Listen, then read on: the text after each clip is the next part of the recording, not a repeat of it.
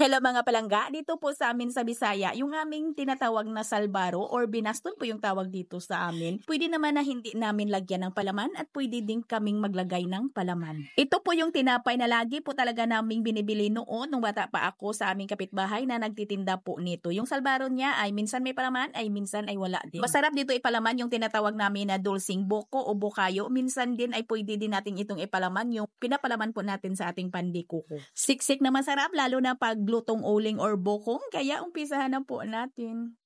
So dito sa ating dough ay gagamit po ako dito ng 300 grams ng first class flour at 200 grams ng third class flour.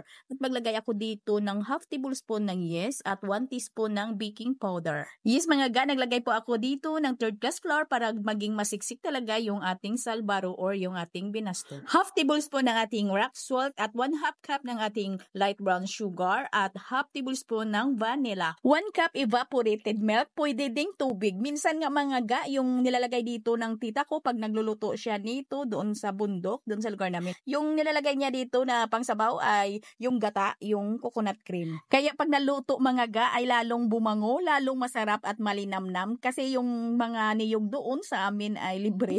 Wala pong bayan. Kaya dito sa amin sa Bisaya, yung bingka Bisaya po namin dito ay masarap kasi ay hindi tinipid sa gata. At dito naglagay lang po ako ng 1/3 cup ng ating margarine. And then masahin lang po natin yan.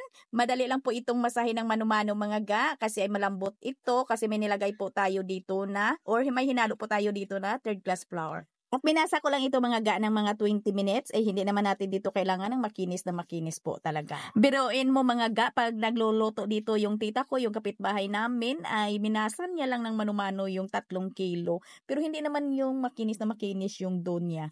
Ayan, pagkalipas ng 20 minutes sa pagmasa ko, ay takpan ko lang muna, pahinga ko lang muna yung aking dough. So dito mga ga, ito po yung aking gagawing palaman, bukayo po yung tawag dito sa amin.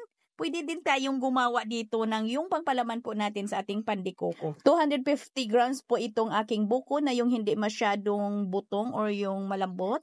Yung pang bukayo po talaga at lutuin ko lang po ito, palambutin ko lang. Ayan, at nang naubos na yung 2 cup ko na tubig na nilagay ay hindi pa malambot yung aking buko. At nag-add ako ulit ng another 1 cup na tubig, pakuluan ko lang hanggang sa ito'y lumambot, hanggang sa mawala na yung tubig. Ayan mga ga, wala na pong tubig at malambot na po yung aking buko ay naglagay po ako dito ng 1/2 cup ng muscovado sugar. Muscovado sugar po yung ginamit ko para maging brown po talaga kasi yung light brown sugar ay putla.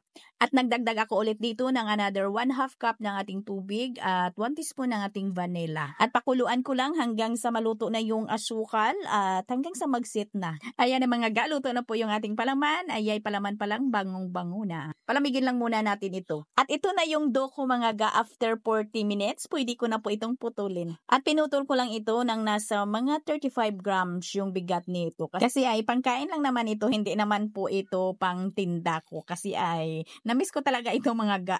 Mabango talaga pag niluto natin ito sa DIY oven, yung may apoy sa ibabaw. Wala tayo noon, kaya lutuin lang natin ito sa ating electric oven. Mas maganda talaga pag yung bukong po yung gatong or yung uling kasi ay mabango po, lalo na may nilagay po tayo na dahon ng saging. At yung dahon nga pala natin ng saging mga ga ay ginanyan ko lang sa ating apoy at saka pinunasan po natin na malinis po na tila. At hindi po ako dito nag-egg wash at iris ko lang ito ng 1 to 2 hours bago ko po ito lutuin. Takpan ko lang yung aking dough. At pagkalipas ng 1 oras at kalahati ay niluto ko na po yung aking dough sa may preheated oven na 190 degrees Celsius for 15 to 20 minutes. Ayan mga ga, mabango na masarap lalo na paglutong uling ito or yung tinatawag namin na bukong. Sa aming gawa-gawa lang na oven doon sa lugar namin sa bundok kasi andito po ako ngayon sa syudad. Kung Bisaya ka ga, kahibalo kag yudani. Sana may natutunan at makagawa rin kayo nito ng pan Bisaya po namin. Magkita-kita po tayong muli. Ito pong inyong Kainday. Bye-bye!